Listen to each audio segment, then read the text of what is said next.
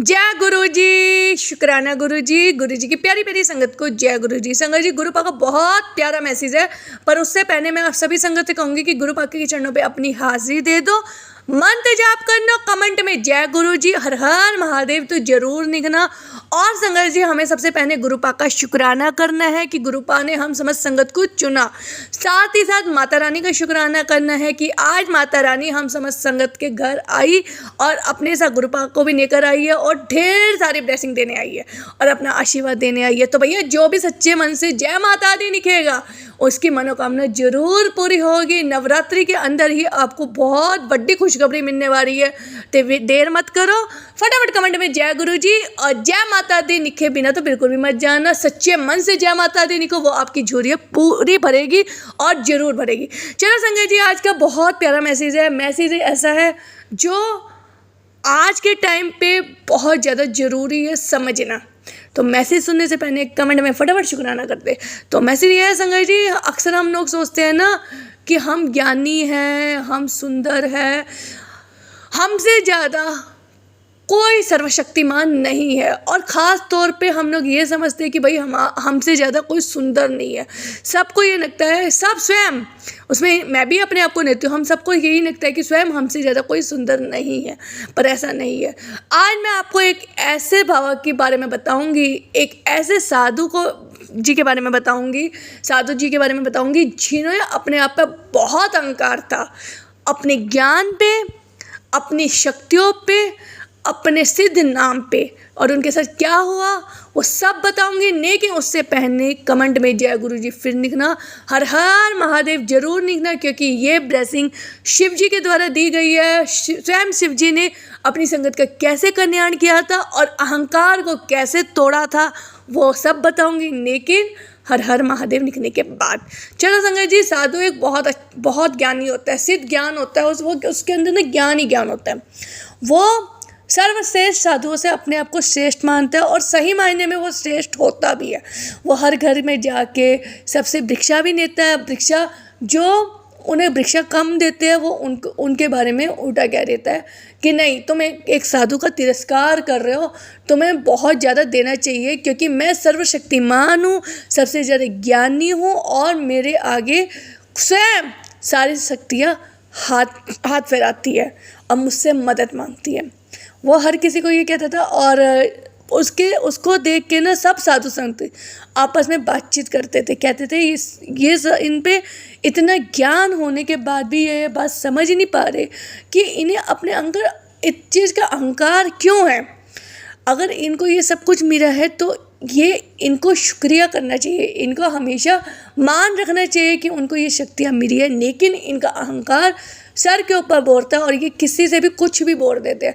साधु संत इस बात से बहुत ज़्यादा परेशान थे, पर वो उनके सामने कुछ नहीं कह पाते थे, क्योंकि सबसे ज़्यादा शक्तियाँ, सबसे ज़्यादा श्रेष्ठ और सबसे ज़्यादा सर्वशक्तिमान स्वयं साधु वही थे जिन्हें ज्ञान सबसे ज़्यादा था, उन्हें अपने ऊपर अहंकार भी बहुत था। एक बार ऐसा होता है, सभी साधु ना भिक्षा मांगने के लिए अपने अपने जहाँ जाते हैं, अपनी अपनी जगहों में निकल जाते हैं। अब ये साधु भी जाते हैं जिस घर में, उस घर में ना खुद खाने को नहीं होता, वो देते क्या, 4 बच्चे होते हैं, मियाँ बीवी और बच्चे, चारों ही बहुत गरीब कंडीशन में होते हैं। जो काम चल जाता था उसी से रात को अन्न की व्यवस्था होती थी। दिन में जो काम किया, जो उनके रोजगार उन्हें मिला, उनसे उनका रात का खाने का, भोजन का व्यवस्था चलती थी। जिस दिन साधु संत गए, उस दिन वहाँ पे जो रहते थे, जो गुरु, जो हमारे शिव जी की संगत थी, शिव जी के विश्वास उन पर बहुत था। जिस दिन वहाँ पे साधु संत गए शिव, और उनके वहाँ पे कुछ मांगा, तो संगत की तबीयत बहुत ज़्यादा ख़राब थी।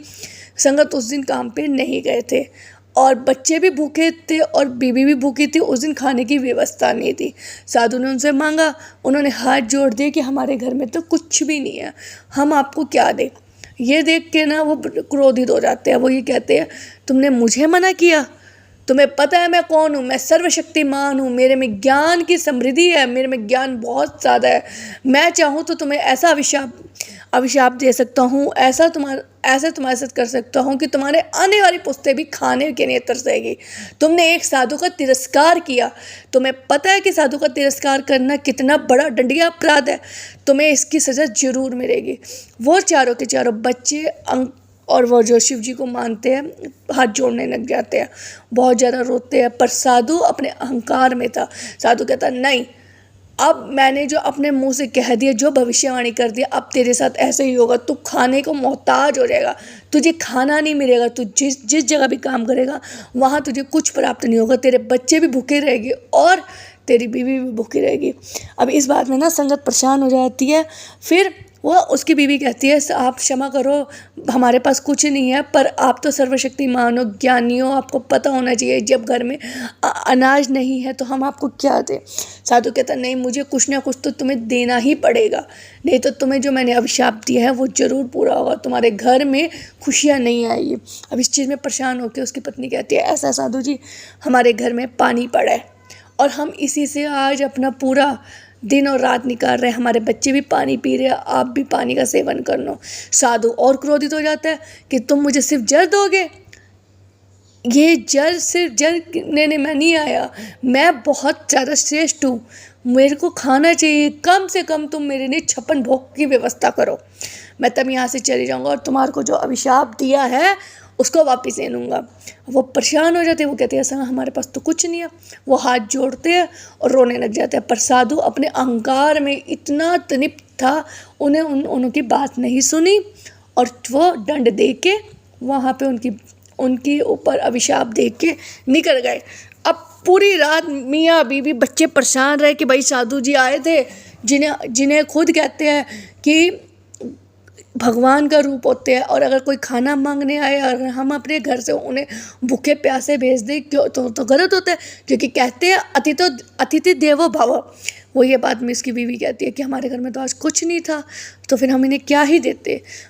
उसके जो अंकल है, जो शिव जी को बहुत मानते हैं, वो हाथ जोड़ते हैं, वो कहते हैं कुछ नहीं, उन्होंने चाहे हमें कोई भी अभिशाप दिया हो, हमारे लिए कुछ भी कहा होगा, लेकिन हमारे खुद भोले भंडारी मेरे शिव जी उनके लिए सब कुछ सही कर देंगे। वो मुझे जो चाहे करे, पर मेरे बच्चों को और तुझे कुछ नहीं होने देंगे।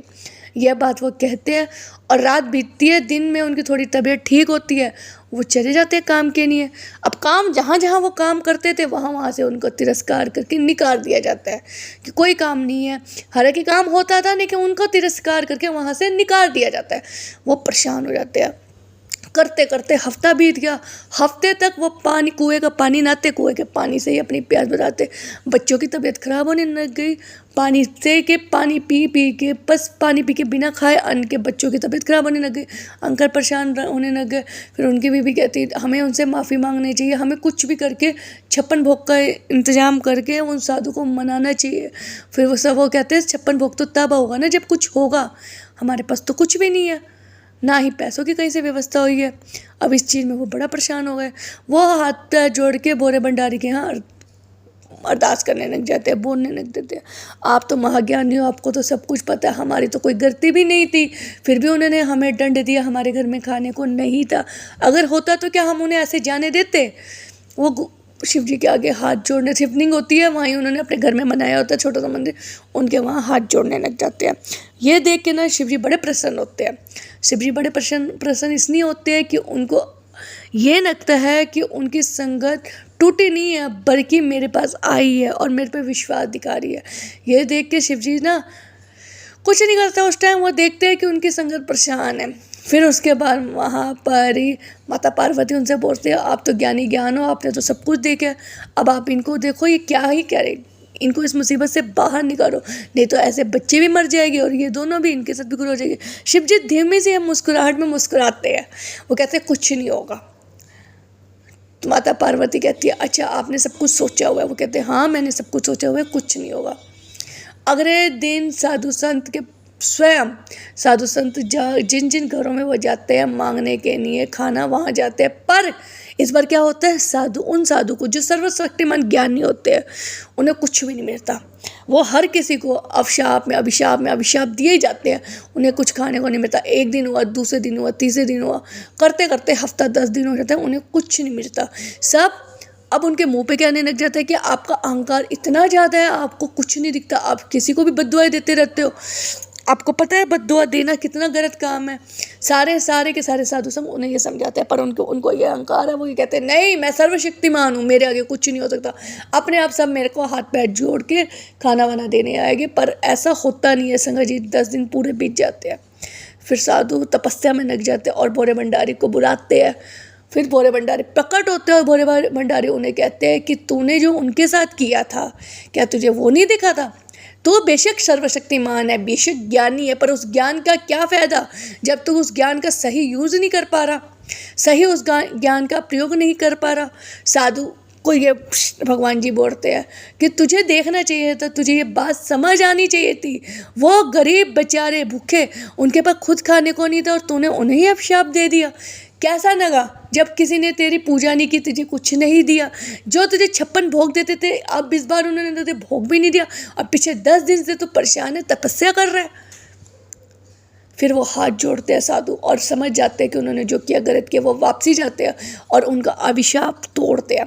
फिर वो परिवार शिवलिंग के पास बैठ के बहुत माथा टेकते हैं, रोते हैं और उन्हें बहुत ज़्यादा धन्यवाद करते हैं कि उन्होंने अपनी संगत को हारने नहीं दिया। तो भाई संगत जी ऐसा होता है, जहाँ विश्वास होता है ना वहाँ हार बिल्कुल भी नहीं होती। और मैं सच कह रही हूँ, कर्म जो हमारे साथ बुरा करता है उनके कर्मों की भी सज़ा उन्हें मिलती है, और अगर हम किसी के साथ बुरा करते हैं तो हमारे कर्मों की भी सज़ा मिलती है।